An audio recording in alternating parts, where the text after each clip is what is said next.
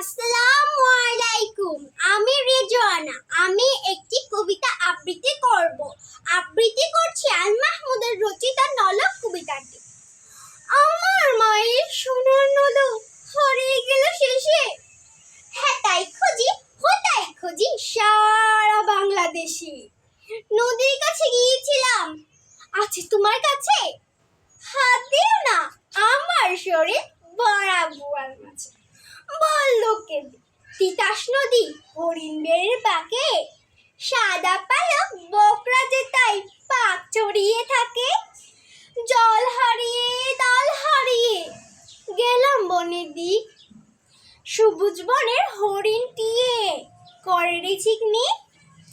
বনের কাছে এই মিনতি ফিরিয়ে দেবে ভাই, আমার মায়ের গয়না নিয়ে ঘরে ফিরতে চাই। কোথায় পাবো তোমার মায়ের হারিয়ে যাওয়া ধন? আমরা তো সব পাখালি বনিয়ে সাধারণ। সবুজ চুলে ফুল পিন্দেছি নলক পরিণত, ফুলের গন্ধ চাও যদি হাত পাতো। বলে পাহাড় দেখাই তাহার আহার বড়া বুক, হাজার হরিণ পাতার পাকে বাকিয়ে রাখে মুখ। এলে খোপা রাত্রে এলে ফের বাড়ালেন পা, আমার মায়ের গয়না ছাড়া ঘরে ফিরবো না। ধন্যবাদ।